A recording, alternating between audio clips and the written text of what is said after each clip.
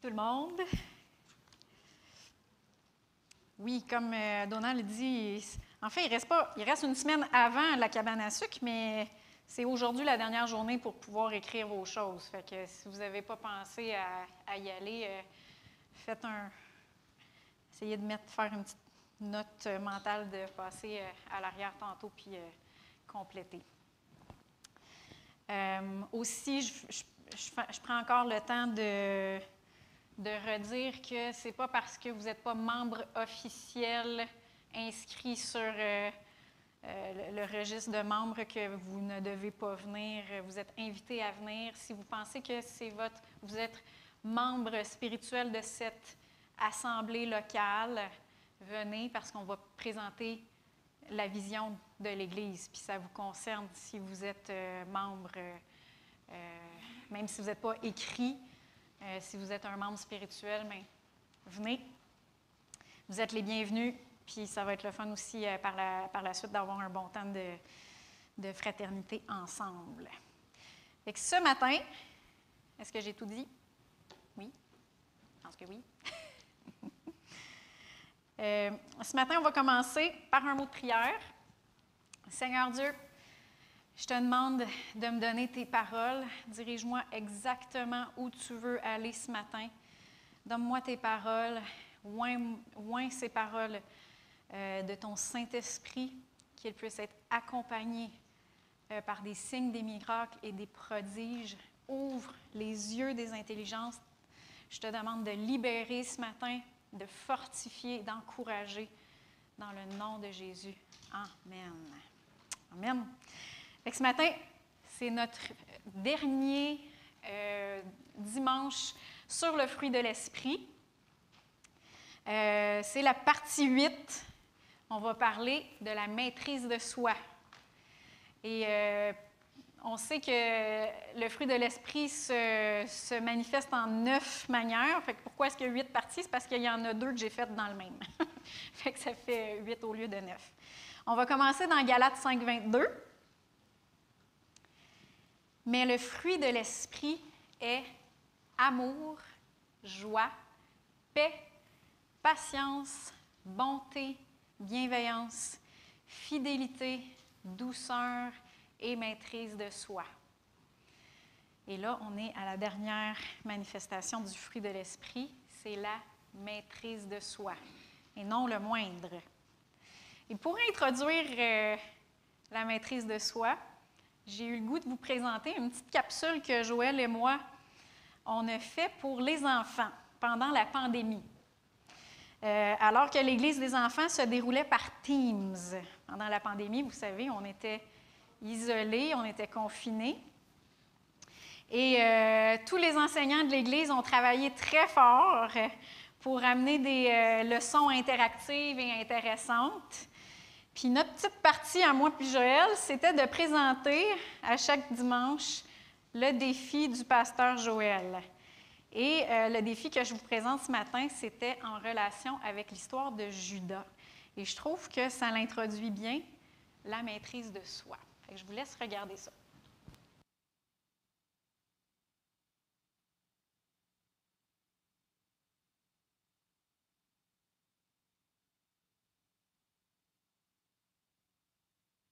La leçon de cette semaine, c'est sur Judas. Donc, vous la connaissez quand même assez bien. La leçon parle en réalité de ne pas laisser la convoitise nous avoir. C'est sûr que dans Judas, lui, il a comme cédé à la tentation qui venait de l'ennemi. Mais des fois, la tentation peut venir de notre propre chair à nous autres, notre corps que nous avons physiquement. Voyez-vous, moi, j'ai mis de l'argent ici, puis je ne suis pas tenté vraiment de la prendre pour moi et d'aller m'acheter plein de choses que je voudrais parce que moi, je suis vraiment fort pour résister à la tentation. Moi, là, la tentation pour moi, là, c'est vraiment... c'est rien, là. Tu sais, je suis vraiment fort, moi, pour ces affaires-là. Ouais, tu sais, il faut connaître aussi ses forces. L'autre chose aussi, c'est que, tu sais, plus qu'on cède à la tentation, bien, plus facile que c'est de céder plus loin dans la tentation. Fait que comment je vous dirais ça, plus qu'on le fait, plus qu'on se donne à Satan, bien, plus que c'est facile de faire des choses plus grosses. Fait que, ouais.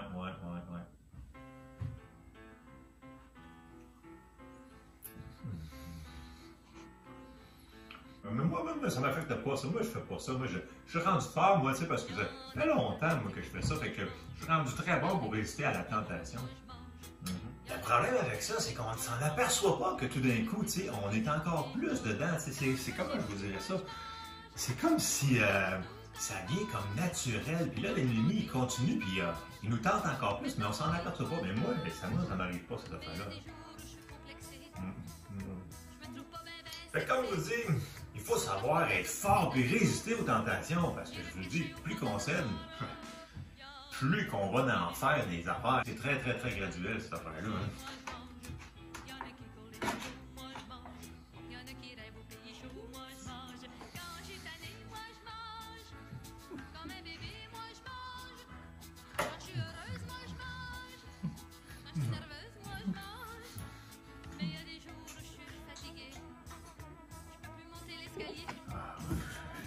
Voilà, on dirait que j'ai un petit creux là. Je me laisse un petit peu aller là. Bon. Ah ouais.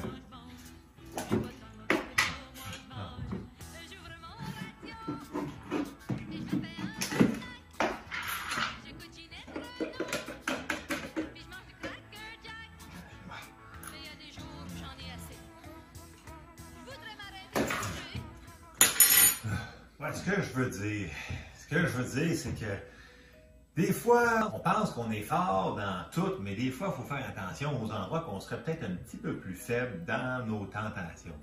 Fait que, soyez à l'affût de ce que vous allez faire, parce qu'il va y avoir des conséquences à ces choses-là. Voyez-vous, Judas, il aurait pu se repentir, mais il ne l'a pas fait.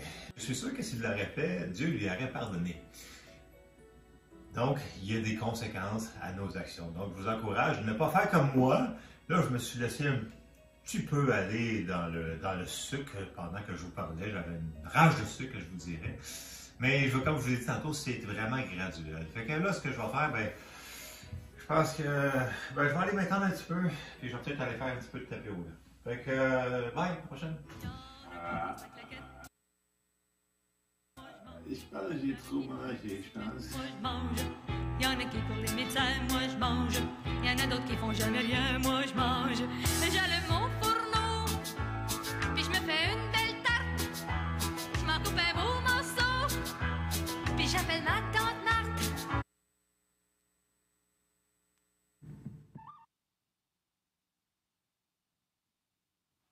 Vraiment très drôle. On a eu beaucoup de fun à faire ces vidéos-là. Mais je trouvais que ça l'introduisait bien, la maîtrise de soi. C'est quoi la maîtrise de soi? J'ai pris la définition de Pasteur Chantal Paulus. Pasteur Chantal Paulus, elle a fait des séries sur le fruit de l'esprit. Puis une d'entre elles, entre autres, c'est dans ses capsules Inspiration. Et elle a défini la maîtrise de soi comme la vertu qui modère les désirs et les passions. C'est le contrôle de tes émotions. C'est se rendre maître et dompter, assujettir et amener à l'obéissance. Ça, c'est la maîtrise de soi. Mais pour bien comprendre la maîtrise de soi, il faut comprendre comment est-ce qu'on a été créé. Il faut comprendre comment on est fait. Puis, je vais prendre un petit peu de temps pour parler là-dessus ce matin.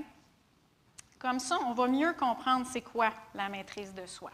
On va commencer par le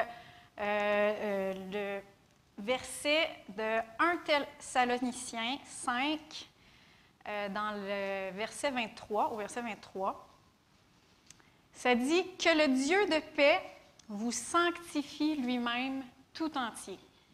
Que tout votre être, ça c'est comment on est fait, comment Dieu nous a créés, l'esprit, l'âme et le corps soient conservés sans reproche à l'avènement de notre Seigneur Jésus-Christ. » Fait que Joël en a parlé dernièrement.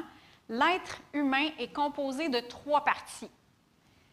Nous sommes un esprit, nous avons une âme et nous vivons dans un corps. Le corps, c'est ce que vous voyez présentement. Nous sommes un esprit. Avec notre esprit, on contacte le monde spirituel.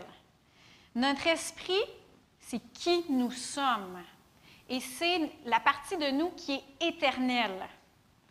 Avant de naître de nouveau, notre esprit était morte. Qu'est-ce que ça veut dire que notre esprit était morte? C'est notre esprit était séparé de Dieu, était teinté de péché, et on ne pouvait pas avoir contact avec Dieu par notre esprit parce qu'on était séparé de Dieu. Par contre, quand on est né de nouveau, et j'utilise par exprès le mot, la phrase « né de nouveau », qu'est-ce que ça veut dire être né de nouveau? C'est quand on a décidé qu'on ne vivait plus pour nous autres-mêmes, mais qu'on vivait pour Dieu. Et c'est quand on a reçu la vie de Jésus dans notre esprit. À ce moment-là, notre esprit est né de nouveau. Elle a été recréée. On est devenus des nouvelles créatures et Dieu a déversé sa nature dans notre esprit. À ce moment-là, notre esprit a repris contact avec Dieu et on est redevenu en vie. Et on est redevenu un avec Dieu. Dieu est venu habiter en nous et là, le Saint-Esprit est en nous et nous sommes en contact avec lui. On n'est plus séparés de lui. On est devenus unis avec lui. Et la voix de notre esprit, c'est notre conscience. Et maintenant, une fois né de nouveau, comme Joël a dit, notre conscience est vraiment une voix qu'on peut vraiment se fier. Et là, le Saint-Esprit va nous parler dans notre esprit et on va saisir ce qu'il nous dit, on va comprendre ce qu'il nous dit.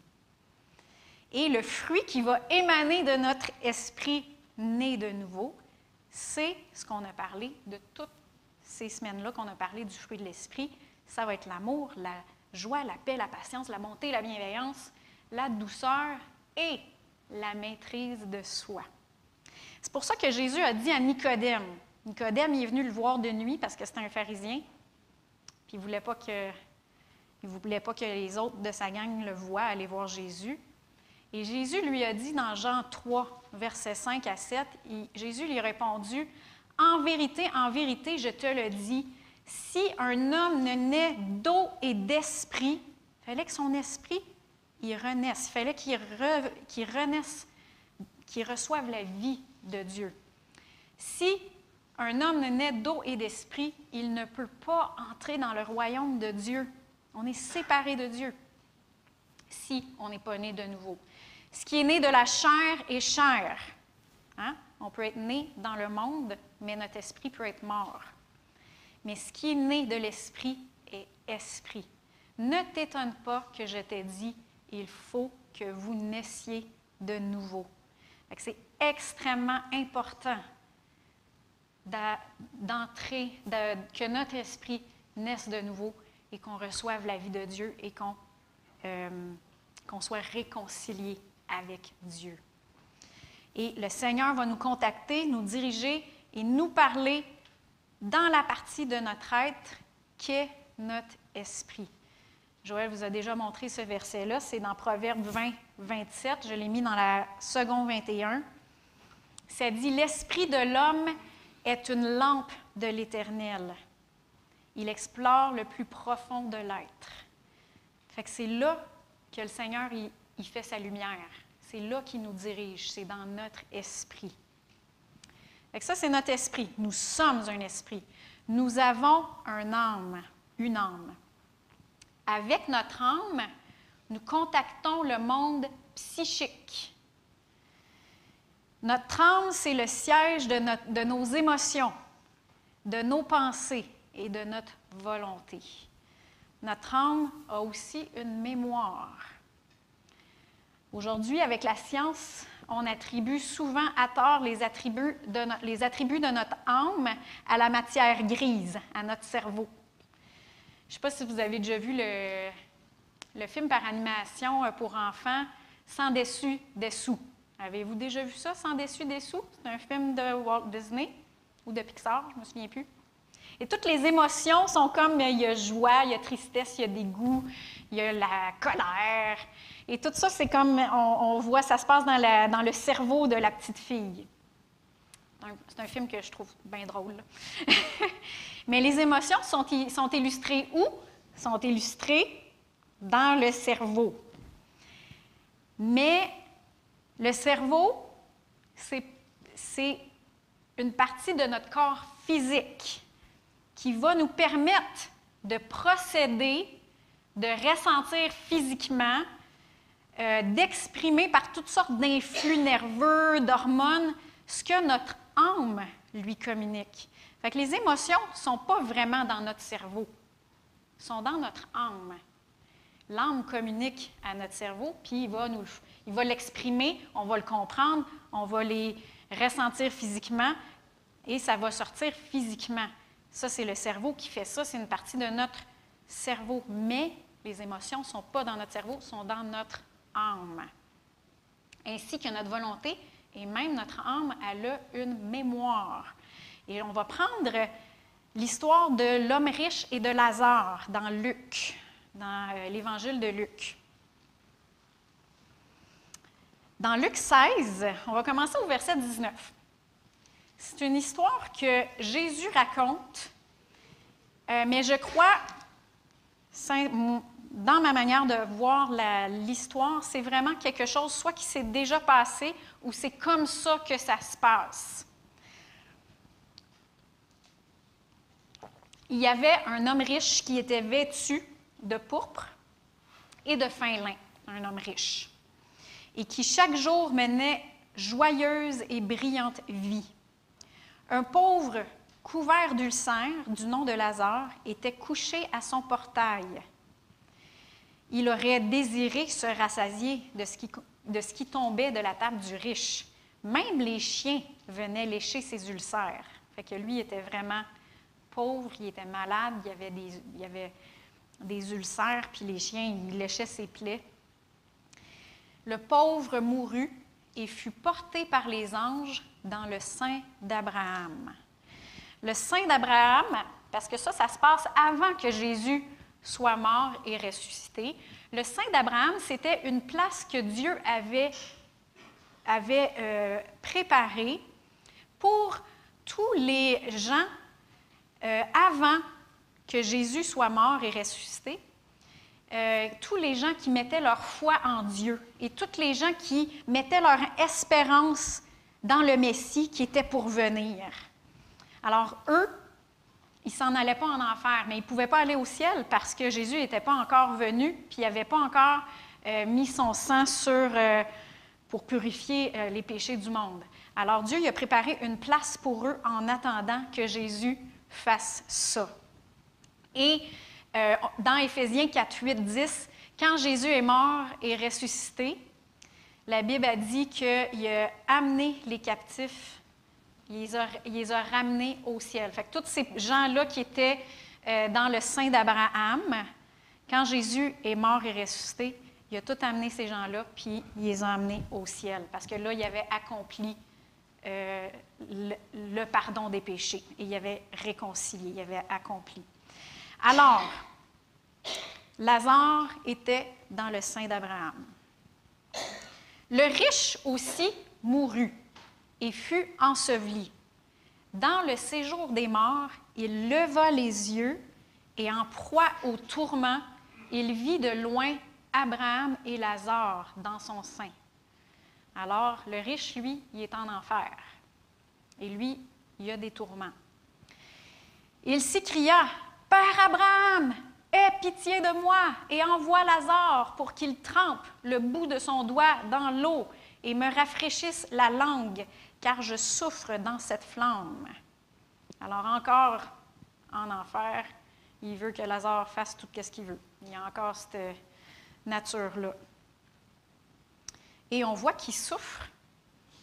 Donc, mais son corps, il est mort. Son corps, il est enterré sur la terre. Fait qu'il n'est pas dans son corps, là, présentement. Pourtant, il y a une langue, puis il y a des doigts. Puis il reconnaît Abraham, puis il reconnaît Lazare. Donc, notre corps, on a un corps spirituel, notre esprit, notre âme a une forme en dessous de notre corps. C'est ici une souffrance de l'esprit et de l'âme parce que le corps de l'homme riche y est enterré sur la terre. Abraham répondit, « Mon enfant, souviens-toi. » Et là, on parle que l'âme a une mémoire. Il dit, « Abraham, il dit, mon enfant, souviens-toi que tu as reçu tes biens pendant ta vie et que de même Lazare a eu les maux. Maintenant, il est ici consolé et toi, tu souffres. En plus de tout cela, entre nous et vous se trouve un grand abîme afin que ceux qui voudraient passer d'ici vers vous ne puissent le faire et qu'on ne parvienne pas non plus de là vers nous. » Le riche dit, « Je te demande donc, Père, d'envoyer Lazare dans la maison de mon Père, car j'ai 5 frères, qu'il leur apporte son témoignage, afin qu'ils ne viennent pas aussi dans ce lieu de tourment. » Abraham répondit, « Ils ont Moïse et les prophètes, ils ont la parole de Dieu. Qu'ils les écoutent. » Et il dit, « Non, Père Abraham, mais si quelqu'un des morts va vers eux, ils se repentiront. » Et Abraham lui dit, « S'ils n'écoutent pas Moïse et les prophètes, ils ne se laisseront pas persuader non plus, même si quelqu'un ressuscitait d'entre les morts. » Alors, j'entends des fois la question, est-ce qu'on va se reconnaître au ciel? Bien, Lazare, il était en enfer, puis il a reconnu, pas Lazare, l'homme riche était en enfer, puis il a reconnu Abraham et Lazare. Donc, oui, on va se reconnaître au ciel. Et il s'est souvenu, l'homme riche, il s'est souvenu de ses frères, puis il y avait de l'émotion pour eux. Il ne voulait pas qu'ils viennent en enfer, où est-ce qu'ils étaient. Puis il a demandé à Abraham de faire en sorte que ses frères ne viennent pas où il était. Fait que l'homme riche, dans un corps spirituel, il n'était pas dans son corps physique, il a vu, il a reconnu, il a entendu, il s'est souvenu, il a pensé, il a parlé, puis il a eu de l'émotion alors qu'il n'était pas dans son corps physique. Ça veut dire que la mémoire, les émotions, la personnalité d'une personne, la volonté et la pensée sont quelques-uns des attributs de l'âme. Puis notre âme est étroitement reliée à notre esprit. La Bible, elle appelle l'âme et l'esprit ensemble notre homme intérieur, dans 2 Corinthiens 4,16. Donc, notre âme et notre esprit sont étroitement reliés et c'est notre homme intérieur. Vous ne voyez pas mon homme intérieur. Et moi, mon homme intérieur, vous regarde à travers les fenêtres de mon corps physique et je vois votre corps physique. Mais c'est notre esprit et notre âme intérieur. Donc, oui, notre âme a une mémoire et nos émotions et tout ça, ça ne fait pas partie juste de notre cerveau. Donc, toutes les gens qui ont peur à l'intelligence artificielle, ou qu'on voit dans les films de science-fiction, là, les intelligences artificielles qui ont des émotions puis qui ont une moralité, c'est impossible. C'est impossible. Il peut y avoir une intelligence artificielle avec des circuits, des choses qu'on programme, etc., mais ils ne peuvent pas avoir ils vont avoir une mémoire programmée aussi, etc., mais ils n'auront pas une moralité, puis ils n'auront pas des émotions ou des réelles émotions, parce que ça fait partie de l'âme. Donc, vous comprenez bien, l'âme. Puis, je ne peux pas dire que je comprends tout, parce qu'on va comprendre encore plus au ciel, mais si on simplifie, c'est ce que je peux vous expliquer. Nous sommes un esprit, nous avons une âme, une personnalité, et nous vivons dans un corps physique. Et notre corps, avec notre corps physique, nous contactons le monde physique. Notre corps, c'est notre habit terrestre. Un petit peu comme un astronaute va avoir besoin d'un suit d'astronaute pour aller dans l'espace. Bien, nous autres, on a un habit terrestre pour pouvoir vivre sur la Terre. Si on n'a pas d'habit terrestre, on ne reste pas sur la Terre pour hanter nos familles. On ne reste pas sur la Terre. Si notre habit terrestre meurt, notre esprit et notre âme s'en vont soit au ciel, soit en enfer. La seule manière qu'on peut rester sur la Terre, c'est avec notre habit terrestre. C'est ce qui nous donne le droit de rester sur la Terre. Sans notre corps terrestre, notre habit terrestre, on ne peut pas communiquer avec le monde terrestre. Les portes d'entrée de notre habit terrestre, c'est nos 5 sens. Notre vue, notre audition, notre odorat, notre goût et le toucher. Ça, c'est les 5 sens, c'est la manière que c'est les portes d'entrée. Et c'est procédé par notre cerveau. Et la porte de sortie, c'est aussi procédé par notre cerveau. Et la porte de sortie, c'est beaucoup, premièrement, notre bouche. Donc, ce qui sort de notre cœur va sortir de notre bouche. Bon. C'est une grande porte de sortie. Et aussi, on a aussi, tout ce que vous savez avec notre corps terrestre. Mais pourquoi est-ce que je vous parle de tout ça? En rapport avec la maîtrise de soi. On va présenter l'image 1. Ouais. Donc, notre âme est comme dans le milieu. De la manière qu'on peut l'imager, notre esprit est en contact avec notre âme, est étroitement relié, et notre âme est en contact avec notre corps. Comme que je vous dis, c'est le cerveau qui va procéder les émotions, les mémoires, etc. On va présenter l'image 2. Alors, avant d'être né de nouveau, c'est notre chair qui dominait, notre corps qui dominait. Là, vous le voyez, c'est le corps qui est en haut, l'âme est dans le milieu, et notre esprit, quand on n'est pas né de nouveau, est grisé. Elle est séparée de Dieu, elle n'a pas de puissance, elle ne peut pas décider, parce que c'est notre chair qui domine. Romains 8, 7, 8, ça dit « Car les tendances de la chair sont ennemies de Dieu, parce que la chair ne se soumet pas à la loi de Dieu. Elle en est même incapable. Or, ceux qui sont sous l'emprise de la chair ne peuvent plaire à Dieu. » Les tendances de la chair, on le voit dans 1 Jean 2,16, c'est la convoitise de la chair, la convoitise des yeux et l'orgueil de la vie.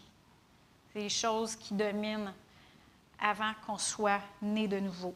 On va présenter la 3e image. Quand nous sommes nés de nouveau, le Seigneur a donné vie à notre esprit. Et maintenant, on a la capacité de laisser notre esprit dominer. Amen? Amen. Romains 8, 2 dit « En effet, la loi de l'esprit de vie en Christ Jésus m'a libéré de la loi du péché et de la mort. » Donc, le péché et la mort n'ont plus l'autorité dans notre vie, à partir que la loi de l'esprit de vie en Christ Jésus nous a libérés. Et Romains 8, 9, ça dit « Pour vous, vous n'êtes plus sous l'emprise de la chair, mais sous celle de l'esprit. » Ceux qui sont nés de nouveau, vous n'êtes plus sous l'emprise de la chair, mais vous êtes sous l'emprise de l'esprit. Si du moins l'esprit de Dieu demeure en vous. Si quelqu'un n'a pas l'esprit de Christ, il ne lui appartient pas. Donc, c'est super important. Donc, dès que vous êtes né de nouveau, vous avez l'Esprit de Christ en vous et vous n'êtes plus sous l'emprise de la chair. Mais il faut marcher dans l'Esprit. Amen? Amen. Donc, malheureusement, la maîtrise de soi a été à tort uniquement attribuée à une fonction physique dans notre cerveau. Par exemple, on sait que le cerveau des enfants, il n'est pas complètement développé. Fait qu'ils ont plus de difficultés à maîtriser leurs émotions, les enfants. C'est normal. Et on sait qu'il y a d'autres troubles du lobe frontal, comme le TDAH ou certains types de démence, qui vont affecter l'inhibition, l'impulsivité. Il y a différents types d'encéphalopathies aussi qui vont avoir une incidence sur l'agressivité. Mais comme je vous ai dit auparavant, le cerveau, c'est la partie physique de notre corps qui nous permet d'accéder à notre homme intérieur et de communiquer aussi, qui permet à notre homme intérieur de communiquer avec le monde extérieur. Fait que oui, si notre corps a une dysfonction, ça va affecter comment est-ce que notre homme intérieur communique avec le monde extérieur. Mais combien savent ici que l'esprit, notre esprit, peut grandement affecter notre corps? Amen. La Bible a dit dans Proverbe 18, 14, « L'esprit de l'homme le soutient dans la maladie, mais l'esprit abattu, qui le relèvera? » Puis pour nous, chrétiens, qui ont l'Esprit de Dieu en nous, encore plus, dans Romains 8, 11, ça dit « Et si l'Esprit de celui qui a ressuscité Christ d'entre les morts habite en vous, celui qui a ressuscité le Christ Jésus d'entre les morts donnera aussi la vie à vos corps mortels par son Esprit qui habite en vous. » Et ça s'applique dès maintenant dans notre vie. Oui, ça s'applique aussi quand Jésus va revenir puis que notre corps mortel va être glorifié. Quand la Bible a dit que notre corps, la mortalité va revêtir l'immortalité. Quand Jésus va revenir, on va avoir un corps glorifié. Mais ça s'applique dès maintenant. L'Esprit qui a ressuscité Christ d'entre les morts, il redonne la vie à notre corps mortel maintenant. Fait qu'on va reprendre la définition de la maîtrise de soi. C'est pas juste une simple maturité de notre cerveau, mais bien une manifestation du fruit de l'esprit. La maîtrise de soi, c'est la vertu qui modère les désirs et les passions, c'est le contrôle de tes émotions, c'est se rendre maître, dompter, assujettir et amener à l'obéissance. C'est quand notre esprit est en haut, avec les bras comme ça, puis c'est lui qui décide qu'est-ce que notre âme puis notre corps va faire. Amen? Fait que, vous vous souvenez de l'image, là, je ne demanderai pas à Pierre de représenter l'image numéro 3, mais vous l'avez vu en tête. Esprit en haut, l'âme en dessous et le corps en bas. Donc, on va prendre Galates 5 au verset 24.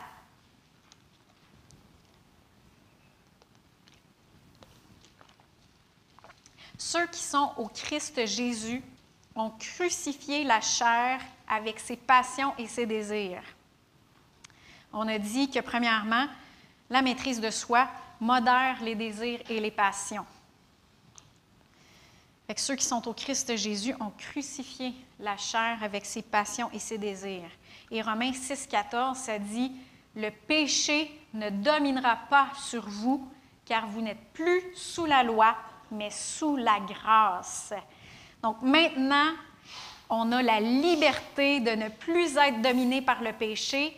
On a la liberté de ne plus être dominé par les passions et les désirs de notre chair. Et souvent, les chrétiens, ils vont se poser la question, mais c'est quoi que j'ai le droit de faire? C'est quoi que j'ai le droit de faire? Je ne suis pas sous la loi, fait que j'ai plus de règlement. C'est quoi que j'ai le droit de faire dans cet âge de grâce? Et la réponse se trouve dans 1 Corinthiens 6, 12. ça dit « Tout m'est permis, mais tout ne m'est pas utile. Tout m'est permis, mais je ne me laisserai pas asservir par quoi que ce soit. » On vient juste de le voir. La loi de l'esprit de vie en Jésus nous a affranchis de la loi et du péché et de la mort. Est-ce qu'on va aller se remettre serviteur du péché?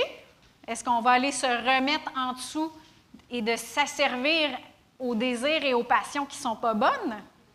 Non. Il vient juste de nous affranchir. Il vient juste, peut-être qu'il ne vient pas juste, mais on vient juste de le voir, qui nous a affranchis de la loi du péché et de la mort. Et qu'on parle d'addictions diverses, et je ne vais pas les nommer, pas obligé, vous savez de quoi je parle, qu'on parle d'addictions diverses, qu'on parle de mensonges. Il y en a que le mensonge, c'est une addiction. Qu'on parle de sexe en dehors de l'alliance du mariage, puis ça, c'est pas populaire d'en parler, ou qu'on parle de d'autres choses qui ne sont pas nécessairement mauvaises, comme certaines formes de divertissement ou certaines activités. Il faut se poser la question, est-ce que ça me domine? Est-ce que ça m'est utile? Est-ce que ça m'éloigne de Dieu? Est-ce que ça ralentit ma marche dans le Seigneur? Il faut se poser cette question-là. Et ça prend vraiment beaucoup d'honnêteté envers nous-mêmes pour répondre à ces questions-là. Ça prend beaucoup d'honnêteté. Mais la bonne nouvelle, c'est que Dieu nous a donné la victoire sur le péché. Amen. Et quand Dieu nous parle de bien et de mal dans la parole, ce n'est pas pour couper notre fun. C'est pour nous éviter la destruction. Parce que le péché, ça mène à la mort. Hein? Le salaire du péché, c'est la mort. Et il veut juste nous éviter. Il veut juste nous éviter des problèmes. Amen. À un moment donné, j'étais chez une coiffeuse, puis là, tu sais, chez la coiffeuse, le monde, il jase. Là, puis dans ma coiffeuse, il y a plusieurs coiffeuses, donc il y a plusieurs personnes qui sont assis. Puis là, mais, il y en avait une qui parlait, là, justement, bon, bien, ce gars-là, je l'aime, mais j'y ai dit que, tu sais, moi, j'étais libre, puis que si j'avais, tu sais, que je sortais un soir, puis que ça allait bien avec un autre gars, bien, que moi, tu sais, j'étais libre, puis je pouvais avoir un one-night stand, puis c'était bien correct. Là, j'ai fait comme, wow, ma vie est simple.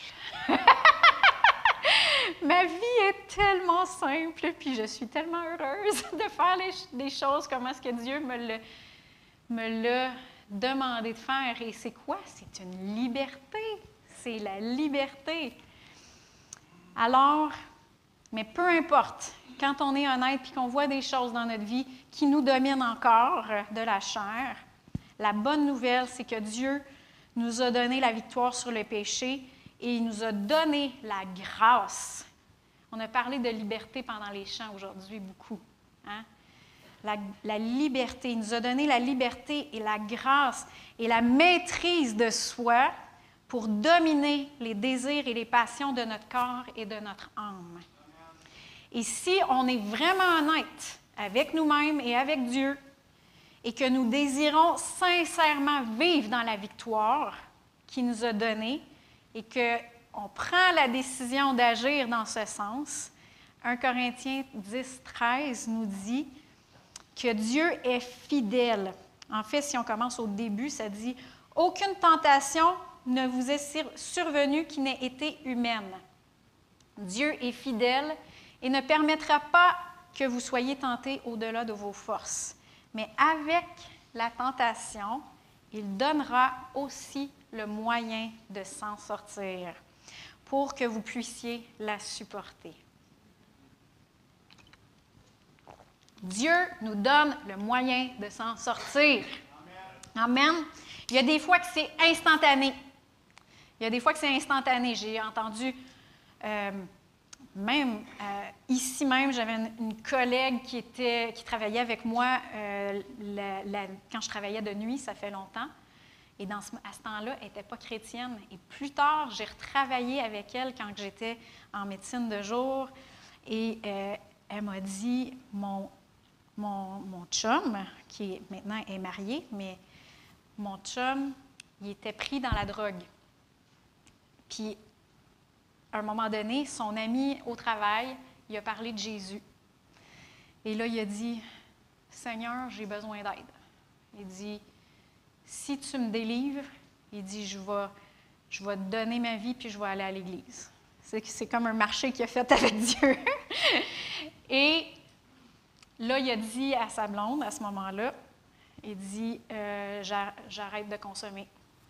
Et elle avait peur parce qu'elle avait arrêté plusieurs fois avant. Et à chaque fois qu'il arrêtait, il devenait agressif. Et là, elle avait peur. Et là, il n'est pas devenu agressif. Et il a été délivré. Il a été délivré de la drogue. Et là, elle a vu ça. Et lui, il a tenu son marché avec Dieu. Il s'est retrouvé à l'Église la semaine d'après.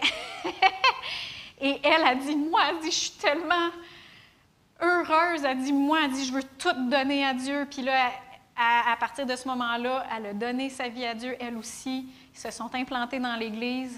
Et c'est dans l'Église du Flambeau. Elle m'a dit où ce qui était à l'Église du Flambeau maintenant. Et c'est ça, ils se sont implantés dans l'Église, etc., puis ils ont grandi dans l'Église. Et c'est un témoignage ici, au Québec. Ça se passe encore. Dieu, il délivre. Et des fois, c'est instantané. Il y a d'autres fois que ça ne sera pas instantané. Mais Dieu, il te donne le moyen de s'en sortir. Et des fois, ça va être pas à pas. Il y a d'autres témoignages où ce que ça a été, fait ce pas-là, ils ont fait le pas, Dieu a donné la grâce. Après ça, ils ont fait un autre pas, et il a Dieu donné la grâce. Ils se sont complètement sortis de la domination qui était dans leur vie. Jacques 4,1 nous dit, « D'où viennent les luttes et d'où viennent les querelles parmi vous, sinon de vos passions qui guerroient dans vos membres. » Alors, si la maîtrise de soi modère les désirs et les passions, ça va aussi nous permettre de ne pas utiliser des luttes de pouvoir ou de la manipulation pour obtenir ce qu'on veut. Hein? Ça fait partie de la maîtrise de soi. Moi, j'ai ce désir-là, fait que je vais bouder, je vais utiliser des luttes de pouvoir, je vais manigancer, je vais manipuler pour obtenir ce que je veux. Ça, c'est des désirs de la chair qui dominent. Jacques 4,3, ça dit « Vous demandez et vous ne recevez pas parce que vous demandez mal afin de tout dépenser pour vos passions. » Il y a une mauvaise manière de demander, mais il y a aussi une bonne manière de demander. Et il y a des désirs que Dieu il a lui-même placés dans nos cœurs. Et dans Psaume 37,4, ça dit « Fais de l'Éternel tes délices, et il te donnera ce que ton cœur désire. » Fait que la foi ou la confiance en Dieu, la confiance que Dieu, s'il a mis ce désir-là en dedans de toi, il va te le donner, va mettre aucune pression sur les gens autour de nous pour obtenir ce qu'on veut. Ça, c'est d'être libre de nos passions et de nos désirs. C'est de mettre notre confiance en Dieu et on ne met pas de pression sur le monde. Amen? Deuxième chose, la maîtrise de soi, c'est le contrôle de nos émotions. Nos émotions sont réelles. Elles font partie de notre âme. Et il y a des fois les chrétiens qui pensent que pour être mature, il faut plus qu'il y ait d'émotions. Pourtant, Dieu lui-même a des émotions. On voit dans la Bible qu'il se fâche. Dieu, saint, il se fâche. Dieu, le Saint-Esprit, peut être attristé. Il y a de la joie dans le ciel quand il y a une seule brebis qui revient au Seigneur. Dieu a des émotions, puis il nous a créés avec des émotions, et c'est normal. Mais les émotions, ils n'ont pas été créées pour nous dominer, par contre. Amen? On va voir dans Éphésiens 4, 26 et 27. Ça dit Si vous vous mettez en colère, ne péchez pas. Que le soleil ne se couche pas sur votre irritation. Ne donnez pas accès au diable. Fait que par nos émotions, quand nos émotions nous dominent, on peut donner accès au diable. Le grec, dans ce verset-là, ça dit littéralement « Mettez-vous en colère, mais ne péchez pas. » Donc, on peut vivre l'émotion de la colère sans pécher. C'est faisable. Et c'est faisable si on ne laisse pas cette émotion-là nous dominer. Et savez-vous que la première façon que nos émotions vont nous amener à pécher, c'est par nos paroles. C'est par nos paroles. On va le voir dans Matthieu 5, 21. Jésus lui-même a dit, puis je l'ai pris dans la version second 21, celui-là, « Vous avez appris qu'il a été dit aux anciens, ça c'était dans la loi de l'Ancien Testament, « Tu ne commettras pas de meurtre. Celui qui commet un meurtre mérite de passer en jugement. Mais moi, je vous dis, tout homme qui se met sans raison en colère contre son frère mérite de passer en jugement. Celui qui traite son frère d'imbécile mérite d'être puni par le tribunal. Et celui qui le traite de fou mérite d'être puni par le feu de l'enfer. » Donc, comment est-ce que la colère peut nous amener à pécher? La première manière, ça va être par les paroles. Espèce d'imbécile. Il y a d'autres mots qu'imbécile, des fois, qui peuvent sortir, qui veulent dire la même chose. Et Jacques 3,2, encore toujours dans la seconde 21, ça dit « En effet, nous trébuchons », ou il y a certaines versions qui disent « Nous péchons, tous de bien des manières. Si quelqu'un ne trébuche pas en parole, c'est un homme mûr, capable de tenir tout son corps en bride. » Donc, nos paroles, c'est une grande clé dans la maîtrise de soi. Une grande clé dans la maîtrise de soi. Donc, on a dit que la maîtrise de soi nous permet de de modérer nos passions, nos désirs, de contrôler nos émotions. Mais pour pouvoir tenir notre corps en bride, il va falloir contrôler nos paroles. On vient juste de le voir. Pour pouvoir contrôler nos paroles, il va falloir assujettir nos émotions. Parce que nos émotions, de la manière qu'ils vont sortir, ça va blum, souvent, la première manière. Puis pouvoir assujettir nos émotions, il va falloir amener nos pensées à l'obéissance de Christ. Parce que nos émotions sont étroitement reliées à nos pensées. En relation d'aide, on peut faire l'exercice de reconnaître quelles émotions sont reliées, quelles émotions on ressent quand on pense d'une certaine manière. Tu sais, quand tu penses de telle manière, c'est quoi l'émotion qui est reliée avec? Pourquoi? Parce que la manière qu'on va penser va directement affecter nos émotions. Alors, ce qui est la bonne nouvelle, c'est que Dieu nous a donné les armes pour amener nos pensées captives à l'obéissance de Christ. Dans 2 Corinthiens 10, 5, ça dit « Nous renversons les raisonnements et toute hauteur qui s'élève contre la connaissance de Dieu. Nous amenons toute pensée captive à l'obéissance de Christ. » Et ça, c'est dans notre vie. On n'a pas de contrôle sur les pensées, comment est-ce que quelqu'un d'autre va penser. C'est dans notre vie qu'on a ces armes-là à nous. Amen. Et quand il dit « nous renversons les raisonnements », nous amenons toute pensée captive à l'obéissance de Christ.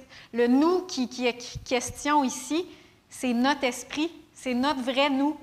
Et c'est notre esprit qui doit dominer et que Dieu nous a donné la loi de l'esprit de vie en Jésus-Christ qui nous a amenés à la liberté, à dominer, à assujettir, à amener nos pensées à l'obéissance de Christ. Vous connaissez peut-être la citation qui dit « Il peut y avoir des oiseaux qui tournent autour de notre tête, mais on n'est pas obligé de les laisser construire un nid sur notre tête. » Et c'est la même chose avec nos pensées. Il va y avoir des pensées qui vont traverser notre tête, mais on n'est pas obligé de les laisser construire un nid, une forteresse dans notre tête. Fait que comment est-ce qu'on fait ça? Hein? Est-ce qu'il y en a des fois qui ont laissé la chair dominer, même si leur esprit est né de nouveau? Levez pas votre main.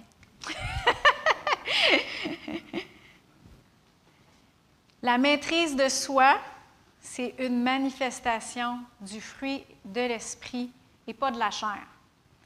Donc, si je me lève un matin puis que je me dis, bon, aujourd'hui, là, Jessie, là, il faut que tu sois fine, il ne faut pas que tu dises de niaiseries, il faut que tu sois patiente avec tes enfants. Contrôle tes pensées, Jessie, là, contrôle tes pensées. Come on, je suis capable. Bien, cette journée-là, je risque d'être la moins fine, de laisser les pires pensées rouler dans ma tête, puis je risque de dire le plus de niaiseries, puis d'être la moins patiente avec mes enfants. Pourquoi? Parce que je regarde à moi-même. Et ce n'est pas par mes propres forces que je peux vivre la maîtrise de soi. C'est par l'esprit qu'on vit la maîtrise de soi. La Bible a dit dans Galates 5, 16, ça dit « Je dis donc, marchez par l'esprit, et vous n'accomplirez point les désirs de la chair. » Proverbe 4, 23 dit « Garde ton cœur plus que toute autre chose, car de lui viennent les sources de la vie. » Qu'est-ce que tu laisses entrer dans ton cœur? Qu'est-ce que tu nourris le plus? Est-ce que tu nourris plus ta chair ou tu nourris plus ton esprit? Hein? Si tu nourris plus ta chair, elle va être forte.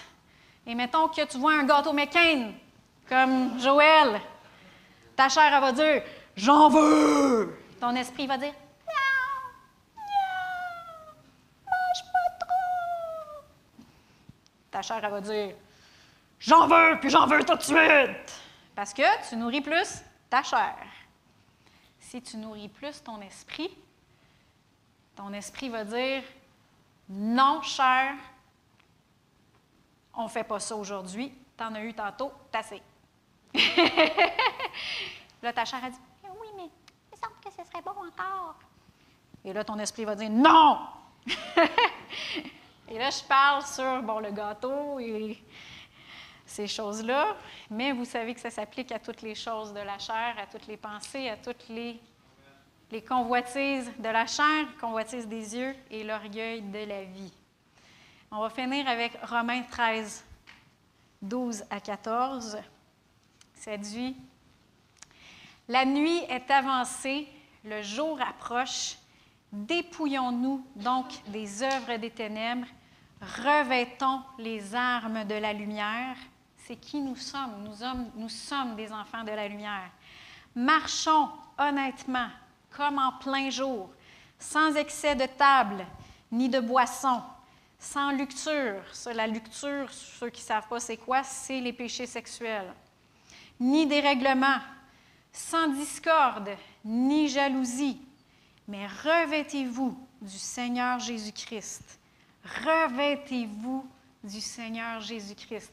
Et de la manière qu'on se revêt, ce n'est pas comme l'extérieur. L'extérieur, on prend un manteau, on le met comme ça.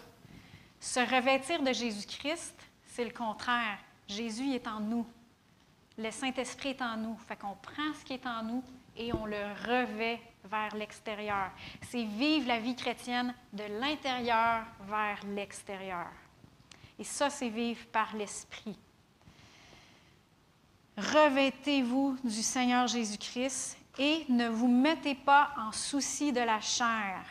Et ça, dans la King James Version en anglais, si on le traduit, ça dit « Ne faites pas de provision pour la chair. » Alors, on revêt le Seigneur Jésus-Christ et on ne fait pas de provision pour la chair. Ça veut dire qu'on ne la nourrit pas. on ne la nourrit pas pour en satisfaire les convoitises. Si on nourrit notre esprit par la prière, si on nourrit notre esprit en mettant la parole de Dieu dans notre bouche et dans notre cœur, quand notre corps va nous dire, comme j'ai dit tantôt, j'ai le goût de faire ça, il faudrait qu'on fasse ça. Ou qui a dit, t'es rien qu'un incapable, tu réussiras jamais. Tu as toujours failli là-dedans, tu as toujours tombé, c'est ta faiblesse. Ton esprit va dire, non, on ne va pas faire ça, et je peux tout par celui qui me fortifie. Et c'est très important. Par qui? Par moi? Non. Je peux tout. Pas parce que je suis capable. Je peux tout par celui qui me fortifie. Amen. Vous pouvez vous lever.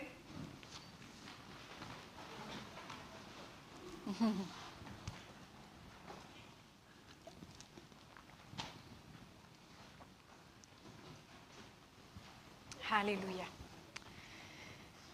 Seigneur Dieu, je veux te remercier parce que oui, tu nous as vraiment libérés. Si quelqu'un est en Christ, il est libre et il est réellement libre. Et Seigneur, on vient avec toi, avec toute honnêteté. On vient devant toi. Et Seigneur, s'il y a des choses qui nous dominent, on veut le reconnaître et on veut les placer devant toi parce qu'on sait que tu ne nous as pas appelés à être dominés par les choses de la chair, par les désirs, les passions, les émotions de la chair, mais tu nous as appelés à être dominés par ton esprit, à être fortifiés par ta puissance. Merci Seigneur, on vient devant toi et je te demande de nous donner, Seigneur, la voie de nous en sortir. Montre-nous comment s'en sortir. Et nous nous consacrons à toi. Nous mettons devant toi nos membres pour qu'ils soient des instruments de la justice et non des instruments du péché et de la mort. Que notre corps soit présenté devant toi comme vivant pour Dieu. Merci Seigneur, on le fait dans le nom de Jésus et par ta force toute puissante. On te remercie parce que oui, et on déclare que nous sommes réellement libres en Christ. Dans le nom de Jésus, amen.